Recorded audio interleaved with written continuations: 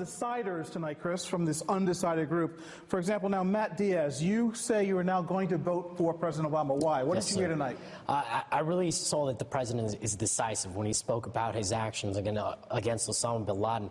He made that decision. He knows what he's doing, and he had to go against some of his cabinet. Over here on the other side, Joe, you came in the other way. You were leaning towards Obama. Now you're going to go out of here leaning towards Romney. Why?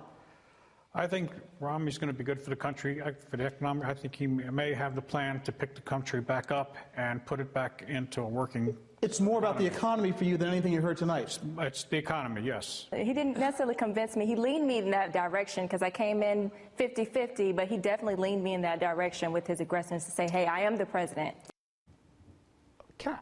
How the heck can anyone be undecided right now? How possible? How is it possible? Wherever you fall, you haven't made up your mind. My God, they must go in supermarkets for 12 hours struggling in the cereal line. I don't get it. Anyway, okay. First off, do you think there's going to be any October surprises?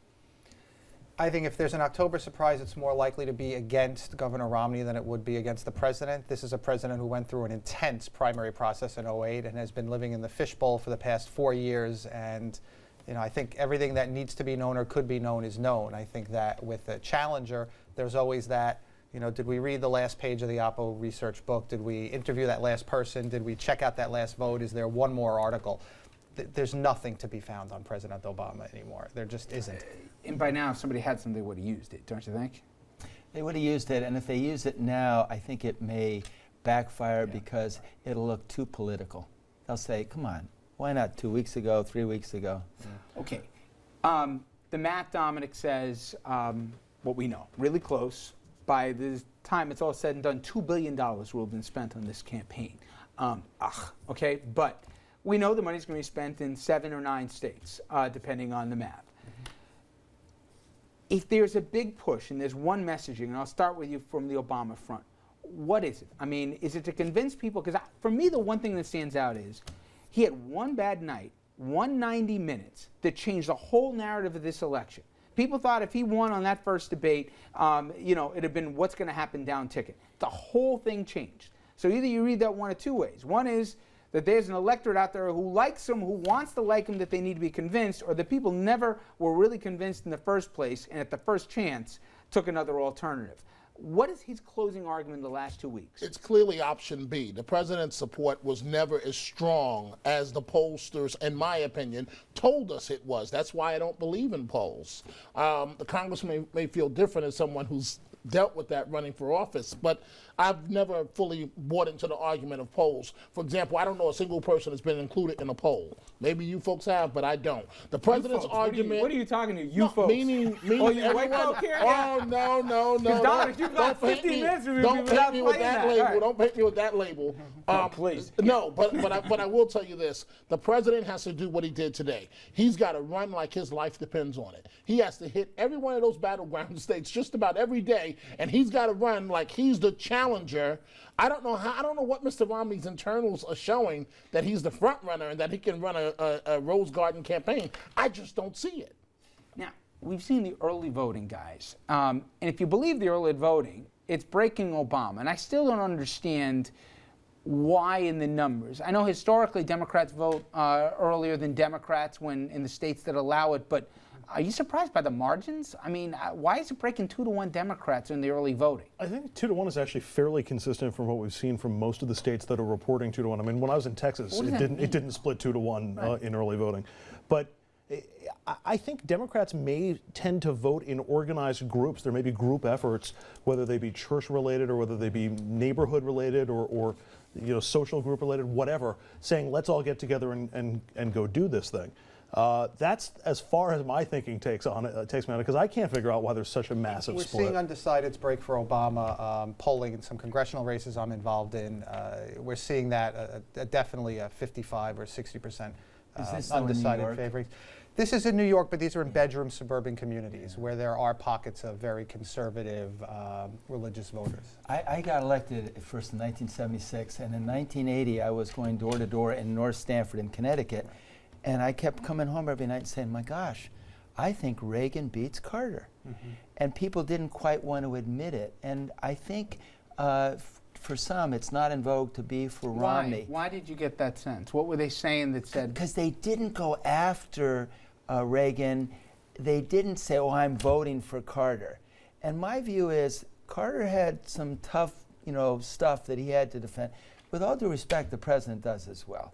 I mean, you can say 5 million job growth, but you had 4 million decline before you had 5 million. You had a net under 1 million. Oh, historically, it's a tough thing to sell if you at least you buy in terms of tough economic times and presidents and re-elections. So my wife's out campaigning today on the shore in Connecticut, and she was going from shop to shop, and all the shop owners were saying, we don't know if we can last much longer, and so there's out there some real discontent and some real concern. Help me with calendars. When there's 2 weeks left in an election, the debates are over, let's say in this particular case they are. What goes into closing arguments? Is it love of country, here I am, you don't mention your opponent anymore? What's the closing arguments? As a candidate, you are thrilled to have the debates over because that's the unknowable. And now you're just out and in some ways having fun. You know it's going to be over. You're out every day. You're energized. You've got crowds that are applauding you and making you feel pretty good. So then I think the race boils down to, in the end, who's going to be smart in getting their candidates to the right places. If you think about what happened with Lieberman and Gore, I mean, if they'd just gone to one or two other places. Yeah.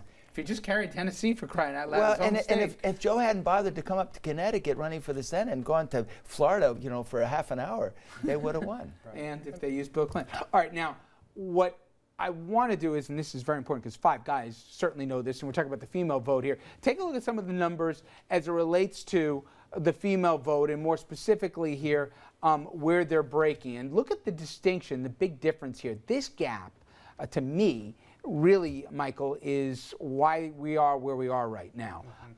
For whatever reason, I think debate 1 certainly was a big part of it. That gap is closed so that it's certainly in the margin of error. Amazing. If he's messaging the president is in those 9 states to those women, what is the message?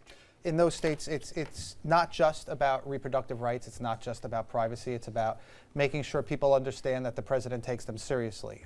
Female voters, at least in New York and in other states that I've worked, are the ones in the households who understand that life is serious business and raising a family is serious business and balancing a checkbook is serious business, much more so than their husbands. But it's also about working through the hotel workers unions in Las Vegas, and it's about making sure that labor comes back off its heels in Wisconsin after their loss in the recall, and it's about making sure that families, soccer moms, entire families, and bring a friend. And niche politics. Yes, in the Virginia suburbs, know to come out and vote and to bring a friend. Okay, It's also policies, though. It's the focus on education that we saw Obama pivot to last night, and health care and retirement issues and security. That, I think, is directed. And women's rights and gender equity as an international issue, yes, which he discussed later. Now, real quickly, though, in terms of the machine on the get out the vote, how much on the Republican side will those third-party groups, the Crossroads, the et ceteras, how much do they help in that? Or are they strictly about the ads and the messaging? I think the Democrats have a better ground game, and I think partly it's the union support. I mean, you have just an army of unpaid workers out there. Yeah. So and so the Republicans have to hope they have good ads at the end that help motivate. And then in the areas where we have those great, groups fighting for the Republicans, in some cases they're in states that are already going to go Republican. The Texas, real quickly, Michael. I'm hearing, and you're closer to it, whether it's true or not, that a year ago plus, they knew that whatever happened, they were going to have a tough race, and they invested in get out the vote, knowing they wouldn't have the enthusiasm of free labor they had 4 years ago. Is that a myth, or is that true on the Democratic side? Part of it is managing expectations, and part of it is very true. Okay, we're going to jump to a break. When we come back here, we're going to chew over if and how Romney's changed over the campaign, and I believe there's 2 arguments the president can go with in the last 2 weeks. I'm curious which one the table thinks is a better sell. Stay with us. We'll be right back.